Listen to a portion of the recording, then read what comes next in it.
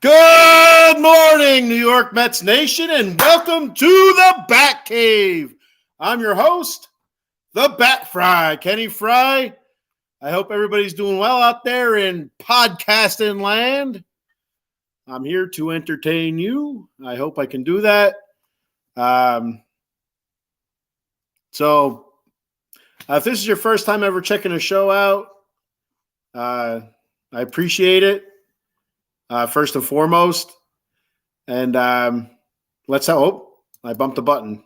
And that happens from time to time. I don't even know how that happened. My arrow was over somewhere, nowhere near it, but it is what it is. Got our first comment of the day, our boy Adam Glenn checking in. What's up, Adam? Hey, Adam. I seen you yesterday at the soccer game.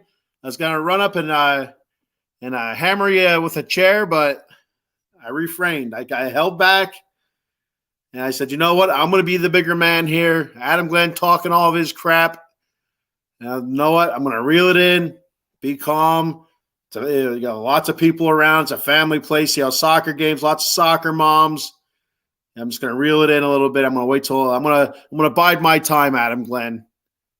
I'm going to bide my time. That you got a chair to your back coming real soon, buddy. I hope you're doing well, man. Eileen, good morning, Eileen. How are you? I hope you're doing well. I'll tell you what, Eileen, real quick, nothing to do with baseball. Yeah, I'm sure you're waiting for this to come, but that sucks with the whole Aaron Rodgers thing. I was so bummed when that happened. I was watching the game, and the amount of pressure he was under his first couple dropbacks, I'm like, man, he can't do this the whole game. And when he first went down, he got up, and I'm like, oh, he's limping. Hopefully he's not hurt too bad. Then he's standing there, and he just goes back down. It's like, oh shit, that ain't good at all. I'm like, well, maybe like he really rolled his ankle pretty bad. And then you watch the replay, you really don't see anything until later on. When I was on break at work, I seen a couple replays on the TikTok of the Achilles, tearing, and then the calf, the reverberation in the calf muscle. When that happens, it's absolutely insane. It's a real bummer. I was really looking forward to see him playing with the Jets. Seeing the Jets do well, and it's one of the biggest stories in the NFL season. Just gone, just like that. Hopefully he's able to recover 100%, come back and put another season out there for the Jets. I don't know what his contract is, if it's 1 year, 2 years, or what it is, but hopefully he comes back and gives another run for the Jets, because it's just it seems like a crazy talented team, and I don't know if Zach Wilson's the answer or not, if they have to go out and find somebody. I mean, right now it seems like the short-term answer is Zach Wilson, but I don't know if that's going to be their long-term answer for the foreseeable future here, for the rest of this season anyway. But real bummer. Adam Glenn said I was hiding in the trial. Adam, I was not. I was right behind you, brother. I was right behind you. I even said to my wife, I'm going to nail Adam Glenn with this chair. And she said, what? And then she just shook her head and walked away. She's didn't want any part of my shenanigans. But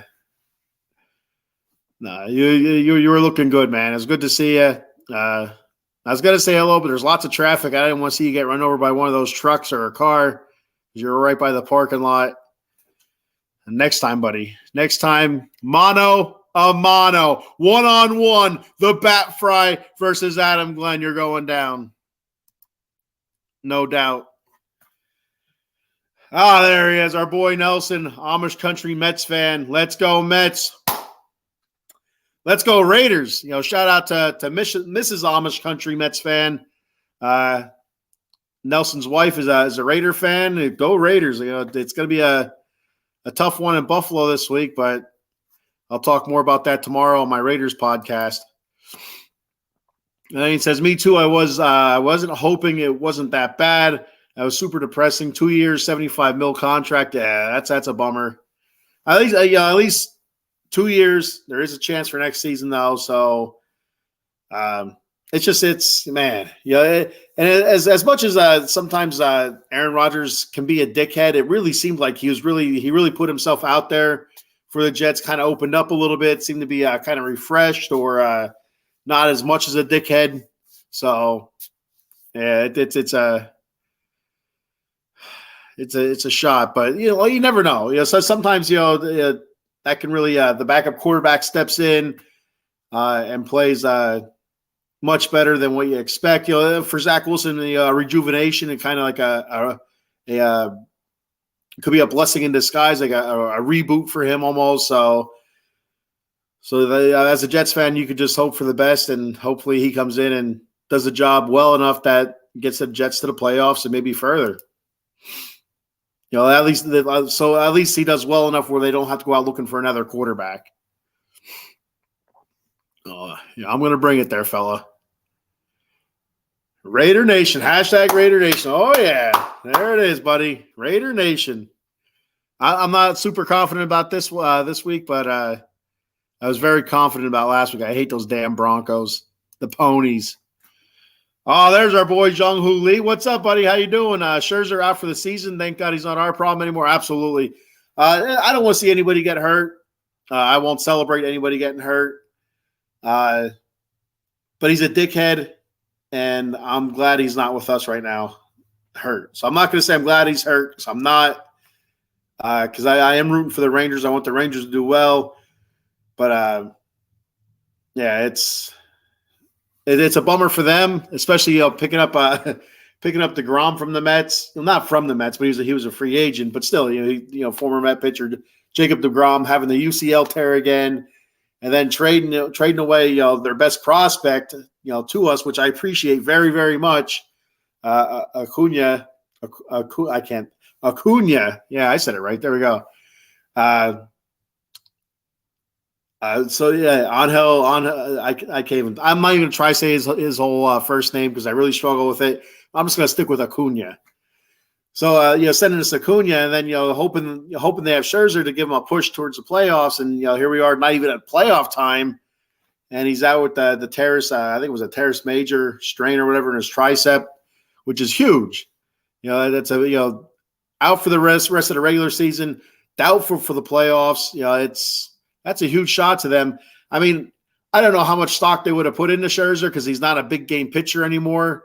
He'll go out there and he'll get you wins against the minor teams, the Athletics or the Angels or whatever. But if he has to pitch against the Astros, you're screwed. He'll give up 7 runs in an inning and a half, and get out there and walk around the mountains, cussing and spitting and angrily pacing back and forth like a Nimrod. I'm not a Scherzer fan. I don't like Scherzer, but it is what it is. Next year, should Texas activate Scherzer in August 2024 to keep him fresh? I don't know. I don't know what they're. Is he's? I guess his contract, is he still with Texas then next year? Because I guess they assumed the Mets contract and he would have been with the Mets next year. So yeah, I don't know. I don't know what their plans. I don't know how long the teres major injury is. I don't think it's that long of an injury. I mean, yeah, he'll be out for the rest of the regular season and playoffs, but I don't think it's one of those he won't be able to start next season. I don't know. I don't know how bad that type of injury is. To be honest, right? I never even heard of that type of injury until who had it for us earlier in the season. I think it was Verlander. Maybe it's like an old guy thing. I don't know. But I never even heard of the muscle or whatever the hell it is, until earlier this season. I thought maybe it was made up. They're trying to mess with us. But yeah, I don't know what how long the shelf life of that injury is, how long you're out for. But we'll see. He's a dickhead. That's all I know. We actually get the Raiders Bills in New York City market Sunday. Hey, there you go. Watch yourself some good football, Eileen. I'm really nervous about it because the Bills are coming off. They're gonna be pissed off from that first game. I mean, it has the potential of not being very good. And the Raiders, the way they played against the Broncos, they played well enough to win, but they made Russell Wilson look like a pretty serviceable quarterback. A lot of completions from Russ, and they can't do that against Josh Allen, or we're going to be in some trouble. Didn't really stop the run that great, but you know what? We kept him out of the end zone, so that's what we do. Nelson says Jung Hoo. There you go. Jung Hoo Lee often checks into the multiple podcasts that Nelson does. He's a podcast and maniac, the Amish Country Mets fan, all sorts of shows. The Interstate Mets Report, Mets Roundtable, the post-game show they'll do occasionally. Texas Inquiry, Mets can return Scherzer and DeGrom. Looking through the window of the Mets. Hey, can we give these guys back? We don't want them. Yeah. Buyer's remorse. I can guarantee you Texas has to have some sort of buyer's remorse, especially with the age of DeGrom. Not super old, but to have another UCL tear, that's a long road to recovery. You have to figure he's probably out all of next season, or at least 75%, 80% of it. And Scherzer, he's like 105 or so. So it's they definitely have to have buyer's remorse, no doubt about it. All right, so we'll kick the show off here with the Mets taking 3 or 4 from Arizona. Pretty good series. Plenty of offense from the Mets, which is great to see. It seems like their offense is really taking a turn for the positive recently. Led by Jeff McNeil, surprisingly. Nimmo starting to hit the ball a little bit more. Lindor has been really, really good. For almost the whole season. It's, minus the first month and a half. In that spot after the All-Star break, he really struggled. But so he's been really well. Pete Alonso still hitting in the low 220s. So, but the power numbers again: 44 home runs, 100 and I don't know how many RBI he's at now, 108, 110 or something like that. So really up there again. Alvarez kind of still struggling, still in the weeds a little bit. He'll occasionally have a game where he'll get a hit and an RBI. I think he had a home run a couple games ago. I don't know if it was the Arizona series or not. It might. I think was it the game we lost. I don't know. But anyway, he's kind of in the weeds a little bit. Still trying to poke his head out and get some traction. So he's coming along a little bit. Since Ronnie Mauricio's been up, he's played well, hitting a little over 300. The last few games, I think it's the last 7 days, hitting like 176. So starting to come down to earth a little bit. He really came out like a cannon there. Really like he was shot out of a cannon, coming out on fire, hitting the ball very, very hard, which has been impressive, which is nice to see. He's got some speed to him. He's actually played some pretty decent second base. I haven't seen any errors yet. Now, I haven't watched every game either. I've listened to a bit. I've watched a bit. But, life goes on. I got, other crap to do. And but from everything I've saw, he's played a pretty decent second base, which is, great. That's good to see it because that's not his main position was shortstop. If you didn't, if you're a Mets fan, you're watching this, I'm sure you know. But if you're not, and you're just watching this to check my fat ass out, his main position to start the season or his career coming to the Mets was a shortstop. And of course, we know we have Lindor. He's our main man there at shortstop for many years to come yet. And so you got to kind of be flexible as to what you're going to do. So the Mets are trying him at second base. They had him in the outfield for a little bit. And I think last I heard, they were also in the minor league system there. They had him playing a little bit of third base as well, which is great. It's all the years that I've coached a couple different sports. I always tell the players, which again, it's different talking to a major leaguer and talking to a 9 or 10-year-old girl. But anyway, tell them it's great to learn multiple positions. Whether it's football, whether it's soccer, baseball, basketball. It makes you so So flexible for the coach. The coach can put you anywhere if he feels comfortable that you're learning these positions and you're learning to do them right. Gives him flexibility. It gives you a chance for more playing time as well, and it shows you like a willingness to do anything for the team. And so it's seeing that is great. No fuss, no nothing like that from anything I've heard anyway. So for him to learn, I'll feel like a Jeff McNeil, like a great utility guy. You can plug him anywhere, and you feel confident that he can get the job done. So that's kind of how you feel about Mauricio. I mean, yeah, it's early, but hopefully that's what we can get out of Mauricio as well, where we can plug him around a couple different spots, perhaps, or second base can just be his home. But I like you could plug him around a little bit and see what you got out of him there. I know Brett Beatty had a little bit of a groin issue a couple days ago. So, I know they weren't sure if it was going to be anything serious. It doesn't seem like it. I believe he played last night I think he played last night or 2 nights ago. So it doesn't seem like anything serious. And excuse me. But if it was, maybe we get Mauricio at third base. But now Ronnie Mauricio has been sick the last couple of days. So I guess they have him listed as day-to-day. After he hit his first major league home run, maybe he was out there eating some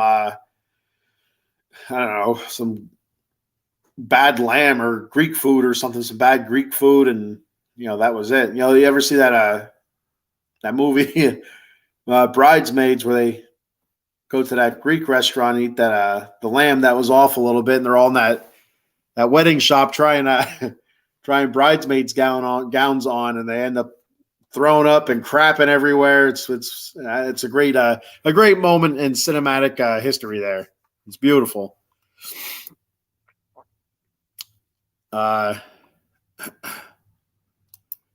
a couple comments here. Jung Hoo Lee, I'm losing patience with Beatty and Vientos. Mauricio to third base. Move Beatty and Vientos to the outfield. So, I mean, I don't know. I assume you're talking offensively. I mean, Beatty's been a struggle defensively this year as well. Offensively, it's been frustrating because what they've done in the minor leagues, but it takes time. I give them all the passes in the world for the season, especially Beatty, Alvarez. Vientos has been like a half a season, just about. Maybe not even if you think about it, because he was up, then he was back down, now he's back up again. But I would expect more next season. This year, getting acclimated, it's a different animal. From AAA to the major leagues is a different animal. I guess from everything, like I don't know. I've never been a professional baseball player that I know of anyway. But from everything I've read, AAA is a lot easier than AA for whatever reason. It seems like a lot of the players hit much better in AAA than they do in AA. I don't know what it is, but it's just something like if you can hit the ball in AA, then you're a good hitter. They said, but everybody hits the ball in AAA. I don't know why that is, why I read that, why people put that out there, but I've seen that multiple times. So maybe there's something to that. But these guys have, every level have hit the ball very, very well with power. But like I said, I'm fine with giving them a pass. Not every rookie is going to be dynamic like an Ellie De La Cruz or whatever. Or was it Corbin Carroll? I guess I think that's who it is out there in Arizona. Not every rookie is going to be dynamic like that. But sometimes it's just got to have a little bit of patience. Jung Hoo Lee, a little bit of patience. Don't lose patience with him yet. Now, next season, if it continues the same way now, you start losing a little bit more patience, and they start getting a little bit more frustrated. But I don't expect all these guys to be with us next season. I've mentioned it so many different times. I expected Vientos to get traded, but I'm kind of pulling back on that now with Beatty. With some of his comments, which is more concerning than his play for me. But that's something in the past. It's they're young, early 20s. It's hard. They're also learning the right things to say, not only the right things to do. Uh, so, but I wouldn't be surprised if like a Vientos or a Beatty is traded in the offseason to kind of build up the farm system a little bit more, or the bullpen. We need a lot of bullpen help. So, but that's my thought on the rookies. You have to have patience with them. You can't drop back and punt when the rookie season doesn't go as well as you hoped or as well as you thought it might have. But still Alvarez, as much as he's struggled, I still think he's had a very, very successful rookie season. The power was there at points. The average obviously was not. He played a decent catcher. Every time I watch him catch, I thought he did really well at catching. An occasional error here or there, being overly aggressive with his throws, or not making the stop with the ball in the dirt sometimes, which a stop that he should have made. But for the most part, I thought he's done very, very well at catching, playing his position. So, if you group the rookies together, like if you want to give them an overall grade, if you want to go ahead and grade, Beatty, Alvarez, Vientos, for me, I'd probably give him like a C. That's kind of the middle of the road. But I wouldn't get too crazy with it. I wouldn't get too down on it. Next year's, see where we're at then, and then kind of go from there. At least that's my thought on it. I don't know. From what I've seen on the old Mets Twitter box, formerly X, formerly known as Twitter. A lot of people are kind of drop back and punt on Beatty, and then you have the other side where it's patience, and I'm kind of on that side, especially with a rookie. Now, again, if it's not a rookie, if it's just a guy that continues to get playing time over rookies, like I don't know, Daniel Vogelbach at DH, and continues to struggle, drop back and punt. Send that guy somewhere else, far away. Send him to Texas if you have to. I'd feel kind of bad about that, but who knows? Maybe he goes there and rips it up. And but somebody like that, I'm totally over. I've given up on, and that is what it is. But not one of those rookies. I'd give him another season, and before I start getting really frustrated with them. Eileen says, Bridesmaids, fantastic movie. I do enjoy that movie. I don't know. I feel weird about it because it's, I guess it's, about bridesmaids, for the most part, I'm a dude, and, it's, I don't know if I'm supposed to enjoy it or if I'm not, but I think it's a funny movie. I think it's hilarious. Melissa McCarthy always cracks me up. I don't know all the names of the actresses, but that skinny lady, that's the main character. She's funny. I also like them in the Ghostbusters movie, the ladies Ghostbusters movie. I thought that was all right. It was a different type of story, and they kind of went away from like the traditional Ghostbusters thing, and but still, I thought that was a hilarious movie. I thought it was really funny, like the nerdy girl. I don't know what the hell their names are. Even in the movie, I'm not even sure, but their real names, I don't know what they are. But the girl that was kind of like nerdy or whatever in the all-female Ghostbusters, I thought she was really funny. I thought it was great. So, yeah, Kristen Wiig is the main character. I know Maya Rudolph's name. I remember her name from SNL and stuff like that. But the main character, I can remember her name. What's the name of that other lady in the Ghostbusters that was the nerdy one? I guess she would have been like the Egon of the ladies, but I don't know what her actress name is. Yeah. What the hell's her name too? From The Office. She had an infatuation with what's his name? Was his name Andy in the show? He was the dude from The Hangover. I don't know. We're falling down a rabbit hole now. I don't know. No, not. I know Melissa McCarthy was in Ghostbusters. it was the nerdy girl. It was she like built all the gadgets and stuff like that in Ghostbusters. Man, really like quirky and just insane. Leslie Jones, yep, she's an SNL lady, but she was also in Ghostbusters, and I thought she was funny as well. Like her facial expressions and some of the stuff that she says is just kills me in that movie. Eileen says yes, her and Andy. Yeah, it was Andy. Okay, I thought so. Adam Glad says it's all right for guys to watch chick flicks. I don't know. It's Kate McKinnon. Okay, there we go. That makes that sounds familiar now. Okay, that was a name I could not remember. And also, Thor was in that movie. In the Ghostbusters movie, Thor. He was the dumb receptionist. That's how I know people. Usually, I go by their famous characters' names. That's how I remember who's who. Like I'll say like I don't know. I can't think of a good example right now. Like Ben Affleck being Batman. Like, oh yeah, Batman was in this movie, or it's Goofy. That's how I am. I don't know.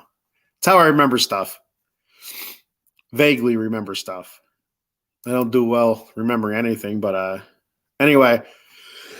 Excuse me. So another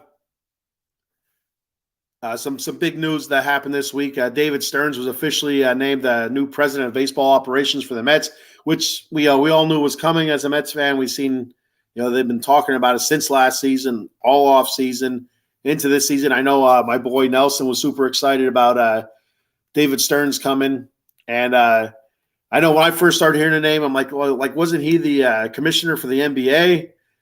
And I thought he was dead, but I guess it's a different guy because he's not dead and he wasn't never the commissioner of the NBA. But he does have a pretty impressive resume for a young guy, like 37, 38 years old. He worked in the Astros organization for a few years while they were building what they have now, while they were building that machine. And like if you watch the show before, I've mentioned about the Astros that was really impressive was so many years ago. I used to have a subscription to Sports Illustrated. On the cover, they had a couple young Astros players, and I don't remember who the players were. I do remember Jose Altuve being on there because he was super, like really small, tiny guy.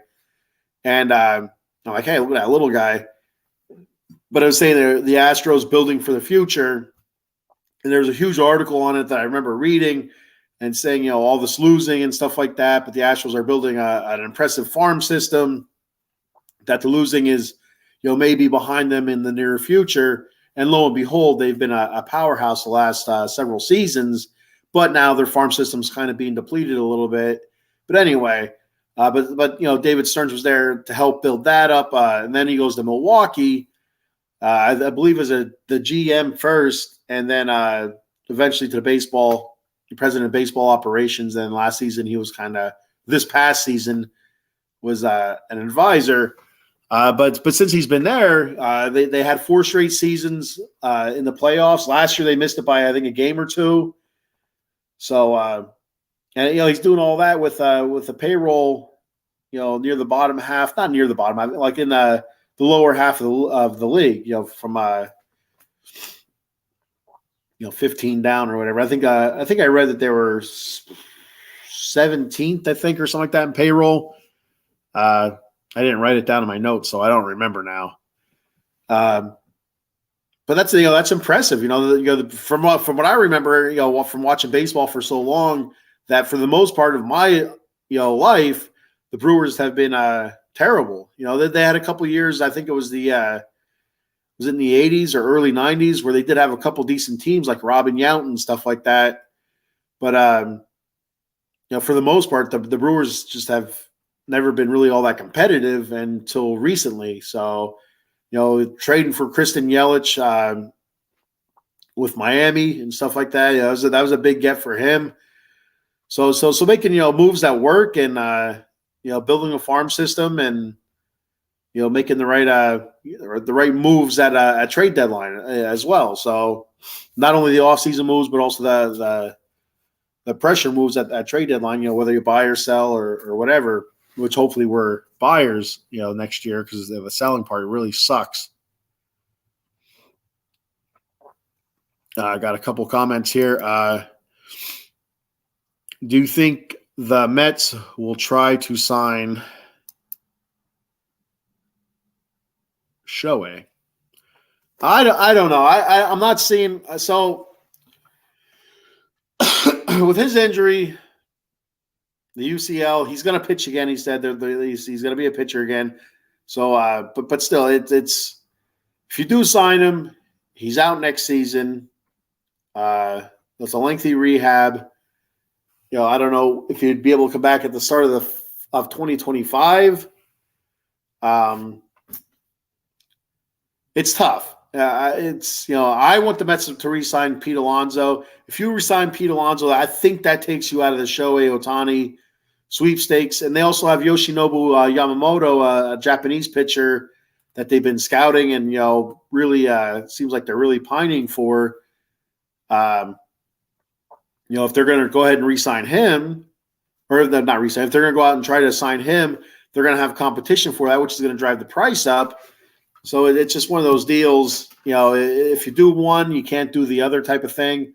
So if they go out there and they re-sign Alonso, they make a push and go after Yoshinobu Yamamoto, and they get him, that I think that definitely takes him out of the Shohei sweepstakes. Because I don't know if Shohei Ohtani is going to ask for the same amount of money that everybody thought he was going to ask for before the injury. I'd be hard pressed to think that somebody would pay him that, not knowing what post Tommy John surgery Shohei Ohtani is going to be. Is he going to be the same guy, the same pitcher? I assume he'll be the same hitter. From everything. If you look at Bryce Harper, now Bryce Harper hasn't had a super power laden type season this year, but he's hit well. He's hitting, I believe, in the 300s. I think last time I looked, which was actually probably a couple of weeks ago. But his power numbers haven't been there this season, but still, it's, Harper's come back and hit the ball. So I wouldn't worry about that too much with Shohei. It'd just be the pitching part of it. So if you're going to pay somebody the amount of money that, people are saying that he may get, you want both those positions, both halves of Shohei Ohtani to be productive. That's what I'm trying to say. And if he's not going to be productive on one side, why would you pay all that money for both sides if you're only getting one side, not the other side? So it's really tough. I'd want them to, before the injury, I wanted them to sign Shohei, but I mentioned on here so many different times that I was really apprehensive about it because of the injury factor. Is if he goes out there and does get injured, you not only lose a position player or a pitcher, you also lose your batter. So you're losing two, or you're losing well, at the time when I used to mention he was playing outfield, but you lose your bat, you lose your position player, and a pitcher. So it's tough. It's a tough pill to swallow if it doesn't work out. That's one of those things where people lose their jobs over. Eileen says, you think Buck comes back next year? There was a report I saw earlier that said he is considering stepping down. I didn't see that. I was just looking online. My ear is itchy as all hell. Ear mites. I didn't see that report. Excuse me. But part of me, I'm like 60-40 right now. I think 60% of me says that he comes back. 40% of me is saying that he doesn't come back. What I don't want Buck back. And you know what? I'm a big Buck fan. When the Mets hired him, I was screaming from the rooftops. I was excited about it because I think Buck could be a good coach. But and he is a good coach. But I feel like he's kind of lost the team. He's past his prime, kind of. I don't know what it is. It just doesn't seem like the same Buck. But I like I said, 60-40. I could see him coming back for one more season because I believe next year, 2024 is the last year of his contract, and we'll just ride that off into the sunset. Either retire and go back to TV because I thought he was phenomenal on TV. I thought he was great there, or maybe a front office type position with the Mets or with somebody else. I don't think Buck's done with baseball yet. I just think I think he should be done with managing. I would be surprised if he did just step down, unless there was kind of like a writing on the wall type of thing where they came to him and they said, hey, if you're not going to step down, we're going to release you from your contract, blah, blah, blah. And, what do you want to do? And, if Buck says, I'm just going to step down then, maybe something like that happens. But, if he does step down, I know there was talk about Craig Counsell because he's the current manager of the Milwaukee Brewers. Because of the David Stearns, Craig Counsell familiarity. I can't say it. Because they're familiar with each other. I can't say that word. I just can't do it. I don't know why. But because they're familiar with each other, it really pisses me off that I can't say it. People are thinking that Craig Counsell's could just slide right into that Mets job. I don't know. I was reading that Craig Counsell was telling friends that he plans on taking a year off next year, so because his contract's up with the Brewers, and I guess from everything that it seems like they're not going to re-up him. So,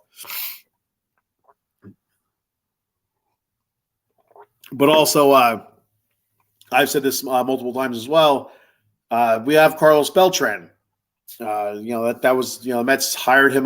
What is it now? 2 years ago, as the manager. Then they had to fire him because of the whole Houston Astros debacle, the cheating scandal and such. Now it's kind of blown over a little bit.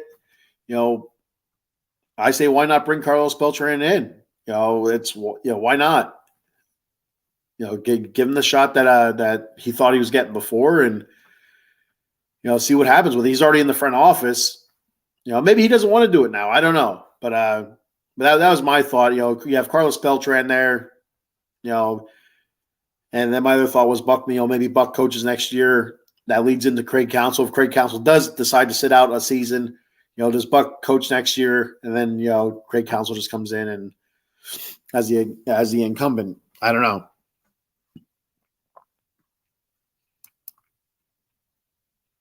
The Mets like damaged goods. You're going to be damaged goods there, Adam Glenn. You better be careful. You're on thin ice there, fella.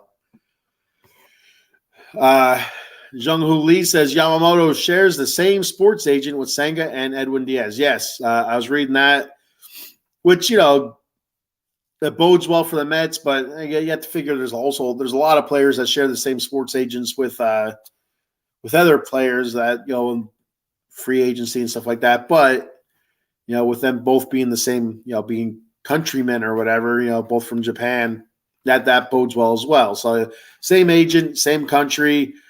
That's a couple nice check marks in the Mets box there. And then, also, like you said, Edwin Diaz also has the same agent. I know the Yankees are going are sending some scouts out, some more scouts to check Yamamoto out. And there's also another I think pitcher that I read that the Yankees were checking out, but I don't remember what his name was. But he's only like 21 years old, so he has a few years to go yet before he's eligible for the major league to go on to the major leagues after he fulfills his contract or whatever with the Nippon League and whatever that stipulation's called. I don't remember what it was. Where the Japanese players have to go so many years, or they have to finish out a certain contract before they're eligible to leave, which is really interesting. That's one way to kind of keep your stars around for a few years before they're pilfered off by by Major League Baseball, and and also if you're Major League Baseball, if your team's in the major leagues, you have to kind of worry about the pitchers from Japan. Especially if these Japanese leagues are all right, this guy's going to leave, when he's 26, 27 years old for Major League Baseball for all that money. I'm going to ride him as hard as I can, get as many innings out of him as I can, So you have to worry, are you going to get damaged goods, or are you going to get something that's kind of out of gas?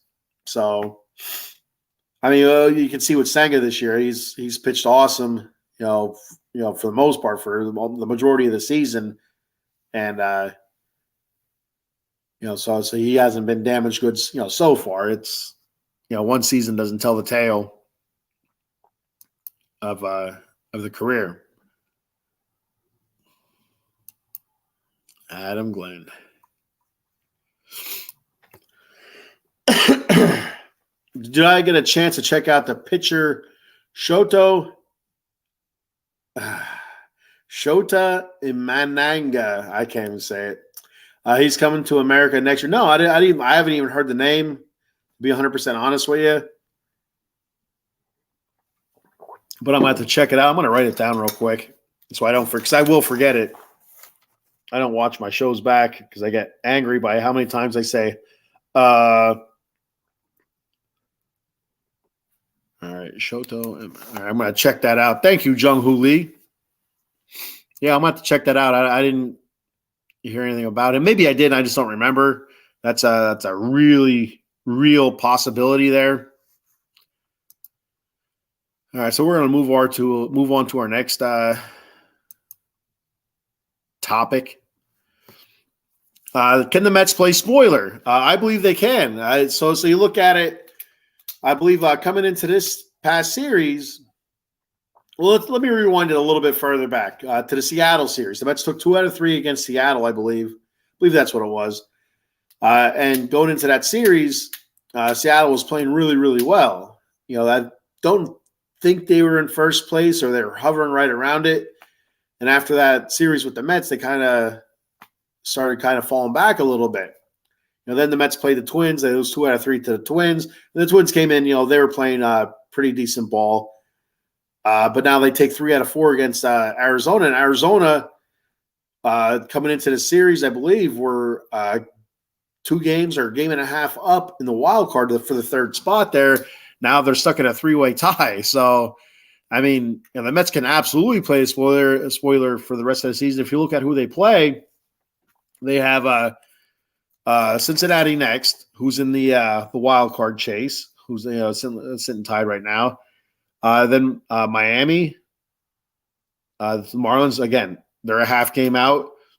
Philadelphia, who's got a decent lead there. They're sitting 4 above the final playoff spot. They have the number 1 wild card seed. Back to Miami, I believe. Yeah, Miami, then Philly, 2-game set with Philly to finish it off. So they can absolutely play spoiler, especially for Cincinnati and Miami. Philly, probably not so much. But you never know. I mean, it's 4 games is a lot in baseball, especially nearing the end of the season. But the way things are going, you never know. So yeah, I'd be totally cool if they were able to knock Cincy out of it, or knock them a couple games back, as well as Miami. I think that'd be fantastic. It's something to kind of set your hat on for the season. Like I said last week, I think it's fantastic that you have Lindor going after 30 home runs, 30 stolen bases. Pete trying to go chase the home run title, which Matt Olson there in Atlanta, I don't know what the hell that dude. He eats his Wheaties. He up to 50, I think 50 or 51 home runs now. He shot off like a rocket again. Pete was able to catch him and Shohei Ohtani, but then as soon as Pete caught him, right off he went. Up to 50, 51 home runs. Pete's currently sitting at 44, but also you have Kodai Senga chasing 200 strikeouts and sitting 4th in the league in ERA. 2.95 now. So there's a lot of stuff to play for, and one of those things is spoiler. I think teams live for that kind of stuff too. It really hypes them up when they're playing against playoff teams, and those playoff teams, their playoff lives are in your hand. So you go out there and kind of ruin that for them. Say, hey, you know what? If I have to watch from home, your ass is gonna watch from home. That's It's a nice incentive, if you ask me. We'll hit up a couple comments here.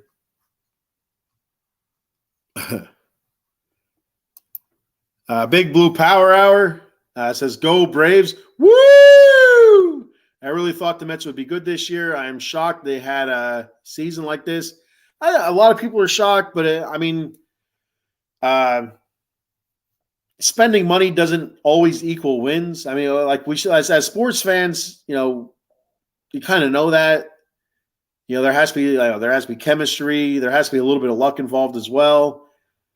But like I always take it back to the Philadelphia Eagles a few years ago when they had that super team built, with Vince Young, Nnamdi Asomugha, and this guy and that guy. There's a whole, but they brought all these guys in and they had a super team, and at least that's what they thought they had, and they sucked. So it is what it is. If spending money equaled wins, then the Mets would have won. They would have clinched the NL East by the All-Star break, but that's not how it works. You got to go out there. You got to play the games. Your players that you brought in, they have to perform, and it just didn't happen this year. I'm assuming this is probably Danny with the Braves woo thing. But you can check the Big Blue Power Hour out on Mondays. I believe it's 8:30 p.m. on Mondays. New York Giants football, terrific show. Stacy, Evan, and Danny.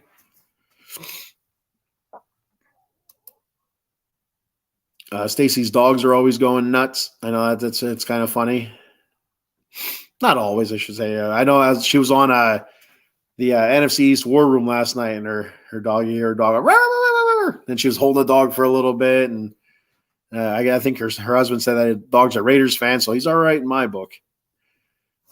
Vegas Rob, what up? The mayor of Las Vegas. Good morning from Sin City. Busy day, busy weekend, family in town. There you go. Sounds like fun. Hopefully the weather's good out there in Vegas. I know you're getting a crap ton of rain. I was seeing all that flooding that was out there, I think, earlier this week or last week. Big Blue Power says, do they play the Phillies at all again? Yeah, they have I think it's a 3-game series coming up. So the Mets play Cincinnati, then Miami, then Philly for 3 games. I think that's in Philly, and then Miami, and then I think that's in Philly. I don't know. And then they finish off with Philly, a 3-game set, I believe it is, with Philly at the end of September and the first day of October. And that's it for the Mets. So, yeah, so they have, I think, 6 games with the Phillies. I think it's 6 games with the Marlins and maybe 3 with the Cincinnati, something like that. So, but I think Philly's in a pretty good position where they're at 4 games up at the last wild card spot.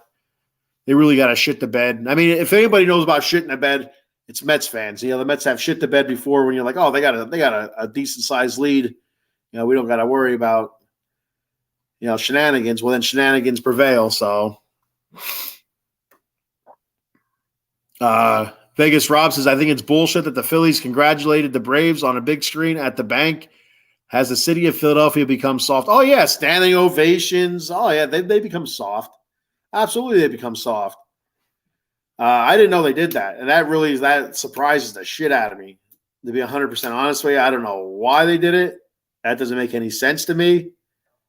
I would hope that my team wouldn't do that, but I don't know. I can't say that for sure.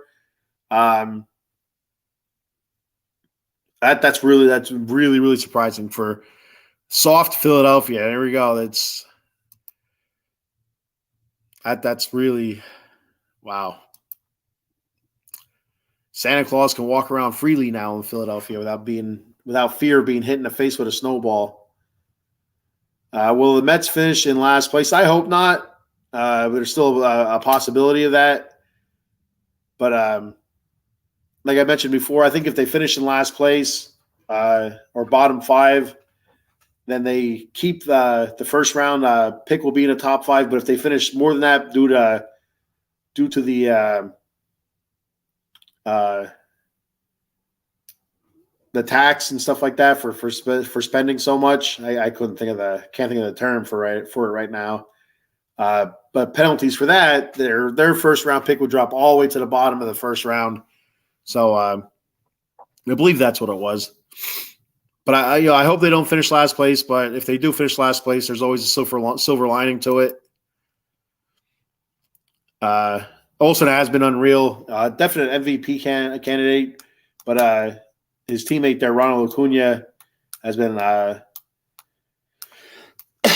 outstanding as well. So it's going to be a decent race for MVP. And I have to figure out, it comes down between those two. I don't know who else in the National League can touch them for the MVP race. Zhang Hu says, rank the pitchers from your favorite to least favorite. Peterson, McGill, Budo, Reyes, Vasil, Lucchesi. All right. So least favorite for me would be Peterson.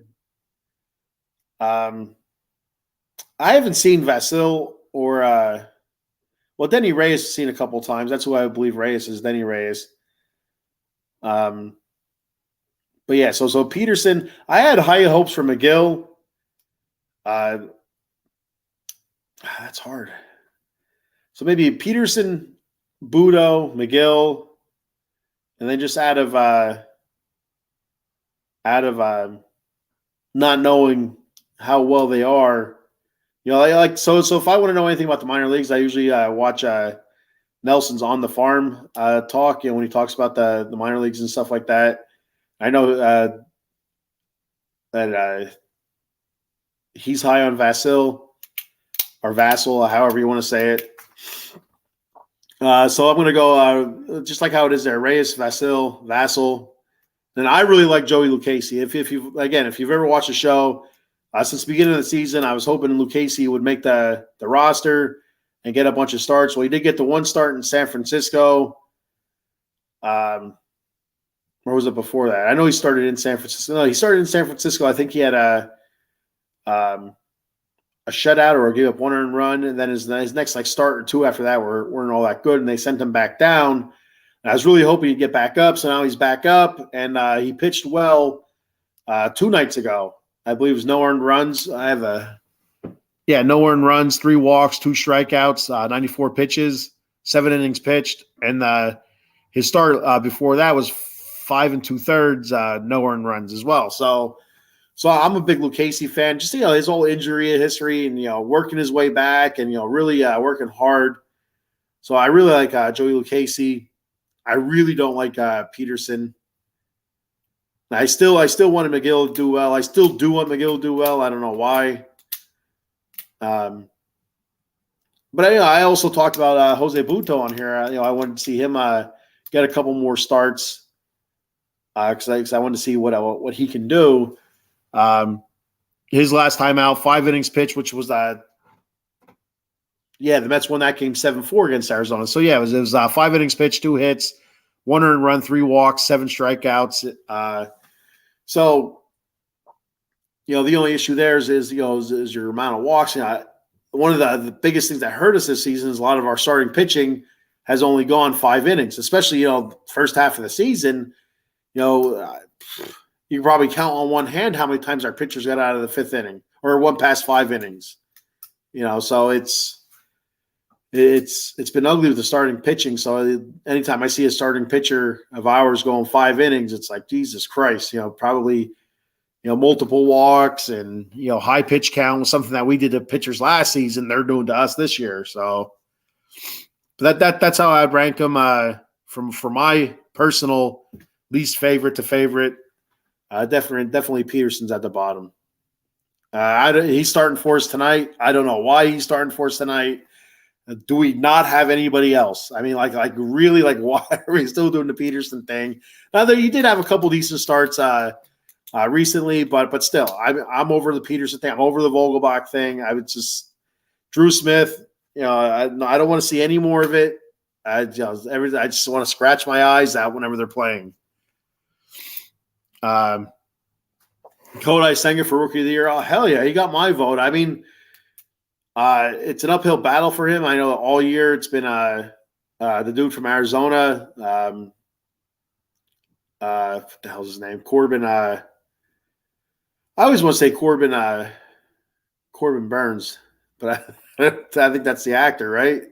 I don't know, but or Baron Corbin, the professional wrestler. Like I always, that's where my mind goes. But I know that the kid in Arizona, they were pretty high on for the most of the season. I haven't been hearing his name a whole lot recently. Corbin Carroll, that's the name I'm trying to think of. Corbin Carroll. So I don't know where he's sitting at, but I know he was hitting well over 300 for the longest time. But why not Kodai Senga? Like I haven't heard anything about Kodai Senga for Rookie of the Year, Cy Young, or anything like that. The dude has a sub-3 ERA now. Has pitched pretty much lights out for the majority of the season. If you go back and look at his starts, you'd be hard pressed. I have it written down here. His last time out last night, 6 innings pitched, 2 hits, no earned runs, 2 walks, 10 strikeouts. His ERA is now at 2.95. He hasn't allowed more than 3 earned runs since June 17th at versus St. Louis. Since June 17th, every other start since then, it's been 3 earned runs or less. The dude has been lights out, absolutely lights out. So I don't see why not. I don't see why you haven't heard much about, at least me, I haven't heard much about Kodai Senga as a potential Rookie of the Year or even a Cy Young candidate. So, Adam Glenn, man, what a trash talker. I don't know. When is the Big Blue Loser Hour on? You were our number one fan, Adam Glenn, but Eileen is now our number one fan. Well, she was you 1A and 1B, but she is alone at 1 now. Eileen is alone at number 1. Adam, you would drop down the charts, and if you're not careful, you'll drop further. Rob Hefner, the Dream Team, what a fucking disaster. Yeah, absolutely. That's the Philadelphia Eagles, the Dream Team. I can't remember who else was on that team, but like I said, it was Vince Young, and I think Vince Young was one that proclaimed the Eagles the Dream Team. Nnamdi Asamoah was there from the Raiders. He was a disaster, which I was all right with.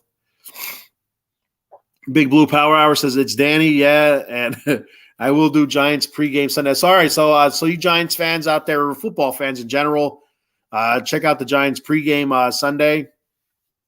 Stay tuned for a time and stuff like that. Adam Glenn said, Rob Mercury ruled tonight. Rob Mercury ruled tonight. I don't know what that is. I feel like it's code for something. I'm glad it's called respect. I don't know what that is. Jung Hoo Lee says, pigs can fly. There we go. New York City lit the Empire State Building green last year when the Eagles won the NFC. You know what? You're right. I do remember that now. I remember the big the outcry over it. It's a lot of pissed off Giants fans. I do remember that now. Yep. He's the pigs can fly part is the Philadelphia Phillies congratulating the Braves on their big board after clinching another NFC East title. All these NFC East titles and only 2 World Series championships. Man, that's rough. I was talking to a Braves fan last night at work about it, and he actually brought it up. He's like, I said to him, so the Braves clinched the East again. He just looks at me and says, yeah, what else is new? They're not going to win the World Series. He said, all these years, since the early 90s, winning all these divisional championships, and all they get out of it, 2 World Series. A lot of heartbreak, but only 2 World Series. And I'll tell you what, though, if the Mets were like that, I would be all right. I mean, I would be all right with that, wanting them to win the World Series, but the losing sucks. If it meant the Mets were winning year in and year out, I'm down with that. But losing sucks. I mean, if you're a Braves fan, if you're a young Braves fan, all you've known is pretty much winning. They had a couple seasons. I guess like after Chipper Jones left or whatever, they had a couple seasons where they were down a little bit, but it wasn't long. It's been a lot of winning for a lot of years. Adam Glenn says, I'm going to Big Al. He's hurt. You're going to need Big Al. I'm going to get to those reads here in a minute. I think he means mercy rule. I don't know. Rob, mercy rule. I got you. Yeah, I think, okay. Rob, Mercy rule tonight. Okay. I see it now, not Mercury, Mercy. Rob says the Pottsville game. Who does Pottsville play tonight, Rob? They play Blue Mountain tonight. That's what yeah, maybe hopefully it will be a Mercy rule. Go Roll Tide. I know my kids, I live in Blue Mountain School District. The kids go to Blue Mountain, but they don't play Blue Mountain football, so Roll Tide. All right, so I'm going to get to now that I'm caught up on the comments here, I'm going to get to my sponsor reads here real quick before I move on to the next topic of discussion. All right. We'll start off with our OG. Oh, let me get that comment off there. Adam Glenn just hanging around with his Mercy rule and stuff. Look at him. Just hanging out there. Jay Fine Law, Adam Glenn, Mercy rule. Jason Fine, Jay Fine Law, a.k.a. Attorney Big Al. You can call Big Al at 1-800-HURT-123. That's 1-800-HURT-123. They specialize in motor vehicle accidents, slip and falls, workman's comp, and personal injury claims. 3 office locations throughout Pennsylvania and the Garden State of New Jersey. First in New Jersey, Cherry Hill, New Jersey, 3 Greensward Lane. The phone number there is 856-209-5258. Then in the Steel City of Pittsburgh, Pennsylvania, with the offices located at 500 Grant Street, Suite 2900. And the phone number there is 412-365-8151. And then to the Softies there in Philadelphia now, the Super Softies in Philly. The office is located at 1628 JFK Boulevard, Suite 2120. The phone number there, 267-888-2980. That's Jason Fine, Attorney Big Al. And then, of course, my favorite, Monkey Colt Coffee. Go to monkeycoltcoffee.com.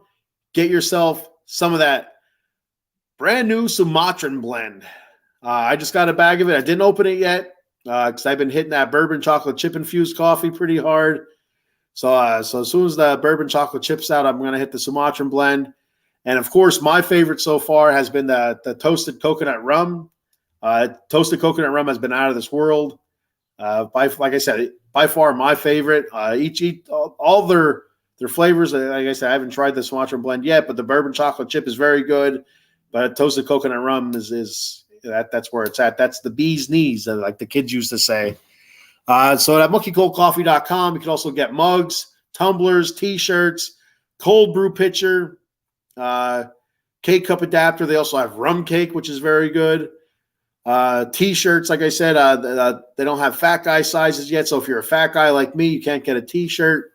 But sooner or later, I think they'll come around to it because fat guys like to spend money on fat guy T-shirts. So at checkout, make sure to use the promo code OOTB Sports.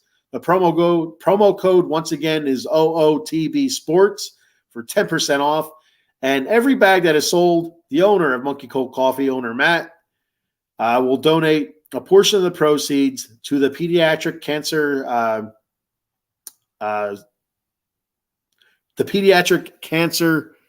Prevention Society. And help find a cure. You'll donate money and help the kids out. Nothing's worse than seeing a sick child. So our newest sponsor, Dugout Mugs. Go to dugoutmugs.com.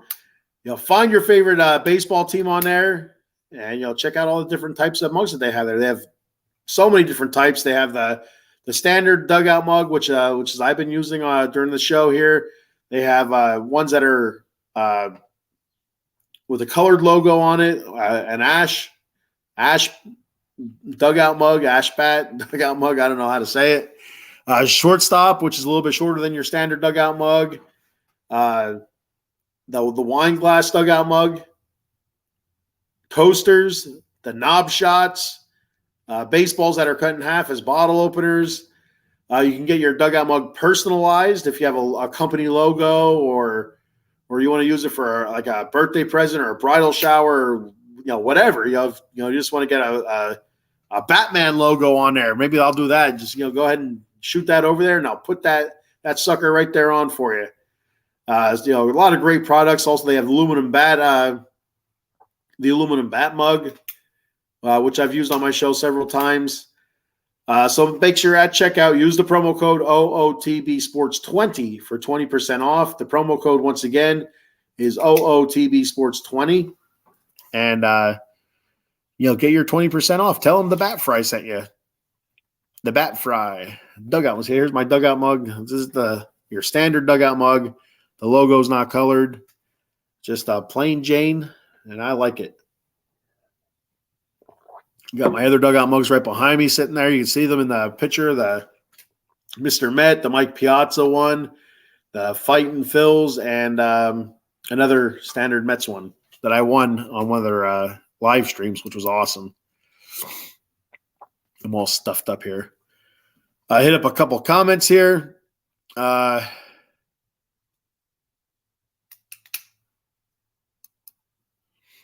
Adam Glenn says, Roll Tide, Blue wins by mercy rule. Rob Hefner says, Adam Glenn, write the number down for Big Al. You keep messing with the Frie Foundation, you might need it. I don't know, Rob. I think for some reason I feel like Adam Glenn was in the Frie Foundation, but I could be wrong.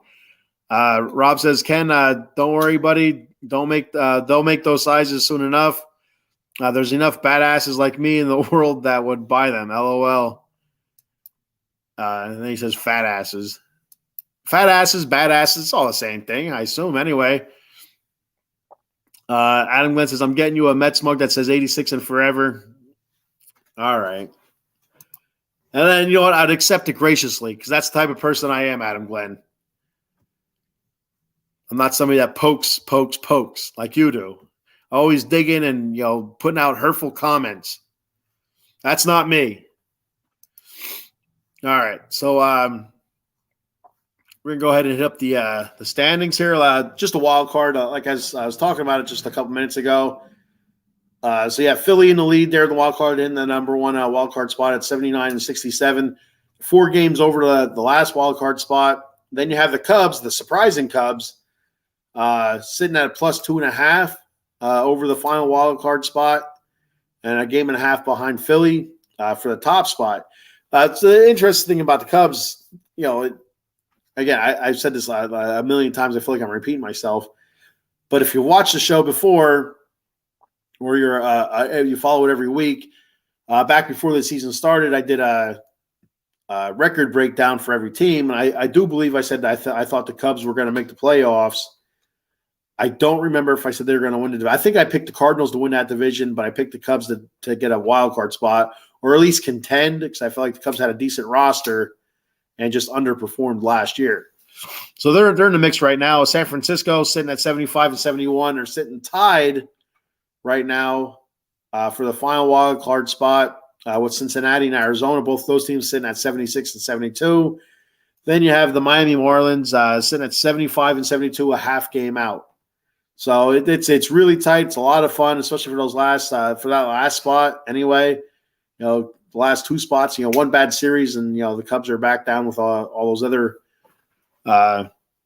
teams for that last spot. So the down the stretch is going to be a lot of fun to watch. That's why they do the wild card. That's why they expanded the wild card. To make it more interesting. So have years where like the Braves are like 17 and a half games up on the Phillies or whatever it is, the second place team.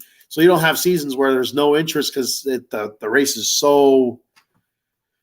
has been done since basically May.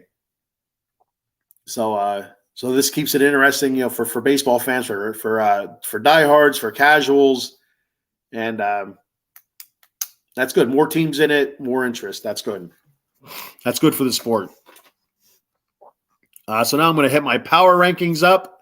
So I know you've all been waiting for. You're like, I can't wait till he puts his power rankings up.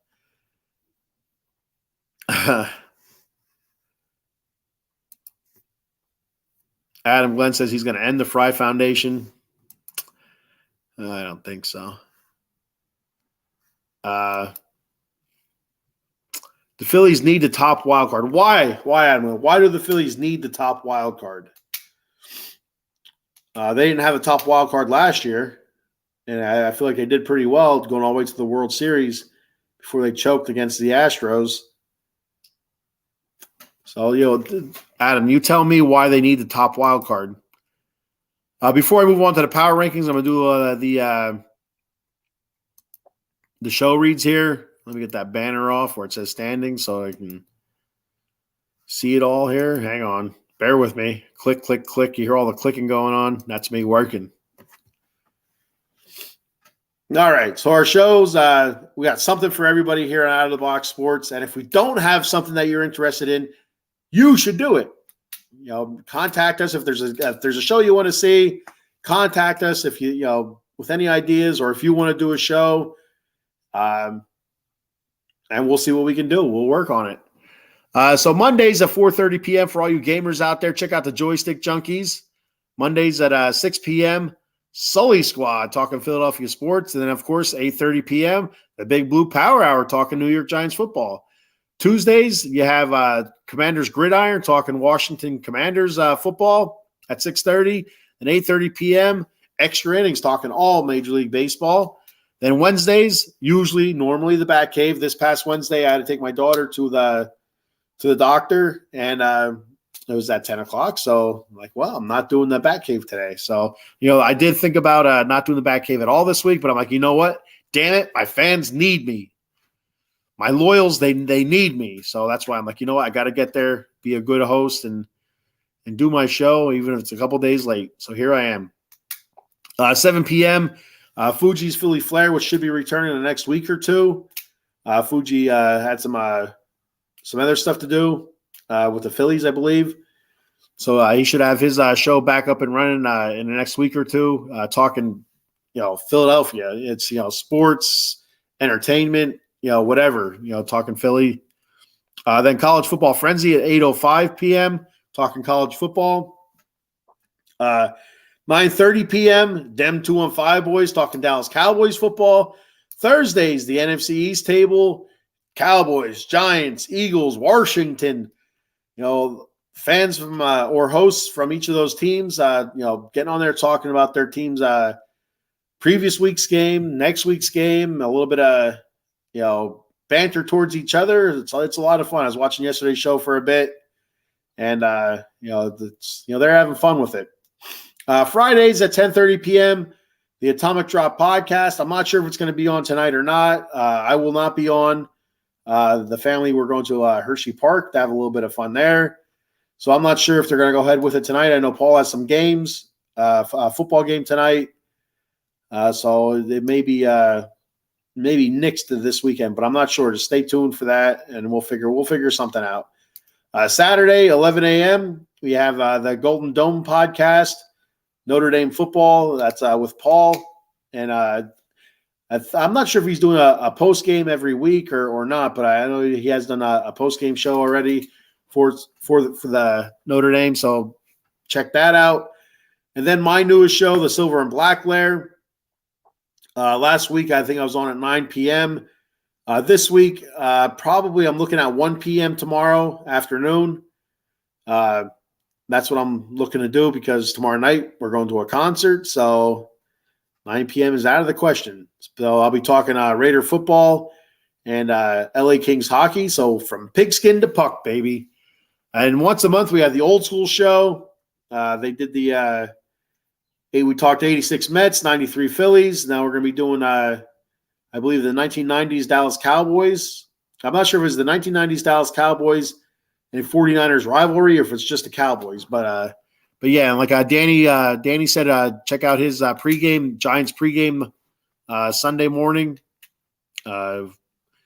Probably be a Cowboys pregame as well. Check out for some post games. All sorts of stuff going on. So always check the schedule. Hit that notification button, that bell on YouTube. Like, follow, subscribe, Facebook, YouTube, Twitter, Twitch, and then you'll know when the hell we're on. So there we go. I'm back. Back again. Kenny's back. Tell a friend. Guess who's back? Guess who's back? Guess who's back? A little bit of rapping. So a team has to play in Philly. I mean, so last year they didn't need the home field advantage. I mean, it did help them, I believe so, later in the playoffs because that crowd was absolutely nuts. But they don't need it. I don't think so. So it's nice to have as for Philly, but I don't think it's totally necessary. Like I don't know. Were they the sixth seed last year?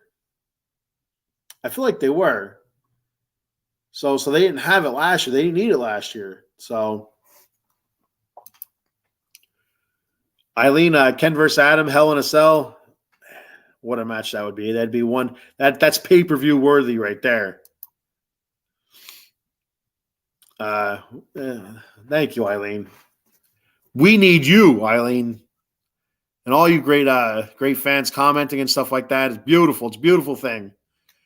Rob says, nice lineup. Still keep up on most of the shows. Hey, Rob, we appreciate it. Checking in. We see you checking in all the time now. Stacy, check Stacy out. Big Blue Power Hour. She was on last night with the NFC East War Room or Round Table, whatever it is.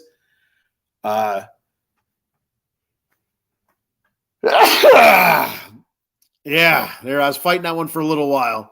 Yeah, they were having fun, giving me shit last night. Like I mentioned earlier, Stacy on the NFC East show last night. Yeah, they were on her pretty good. The Giants had a rough week one, but you know what? Week one is so hard because these teams have the whole offseason to scheme for each other, and sometimes you have a team that lays an egg, and then you have teams that kind of creep up and surprise another team. It's just it's hard to tell from week one. Week two, week three is kind of where you start seeing the teams that are going to be in the mix for the most of the season or not, or just going to be a bust. But week one, it's like I never put too much stock into it, just because the teams have a whole lot of time to scheme for each other. So things go squirrely sometimes. Stacy picked against the Eagles. It's on. Watch out, Stacy. You made the list. You're on Adam's list. All right. So we're going to hit the power rankings up here. You know how I do it. I do this every week now. I'm going to start at 10 and work my way up to 1. Stacy says, Adam, LOL, Adam. She laughs at you, Adam, out loud, too. So number 10, I have the Blue Jays down 3 spots. The Blue Jays are. So, they're still in the mix. I'm not really sure where they sit in the wild card. I'm going to look that up real quick. Number 9, I have the Mariners. I dropped them down 2 spots. Philly, I have at number 8. They're up 1 spot. The Rangers at number 7. They were not ranked last time, last power rankings. The Rangers have been all over the power rankings. I had them up as high as I think as 4. They've been there in and out of the middle there. Now they're all the way down to they weren't ranked last week. Now they're 7, working their way back into it. So my nose is all stuffy. It's killing me now.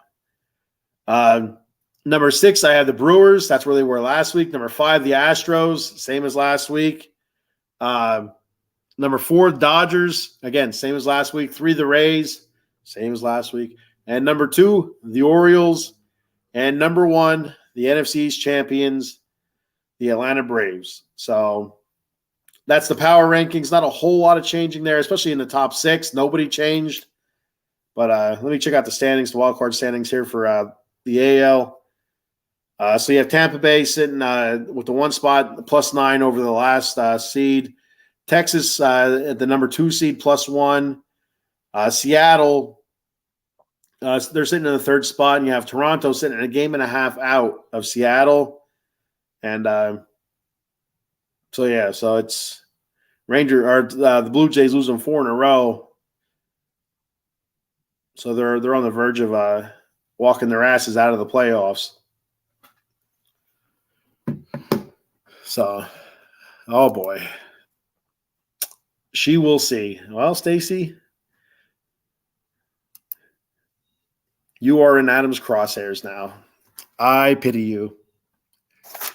All All right, so that's all I have for today. Before it gets too ugly here on the Bat Cave, I have a whole bunch of other crap I got to do today before we go to Hershey Park.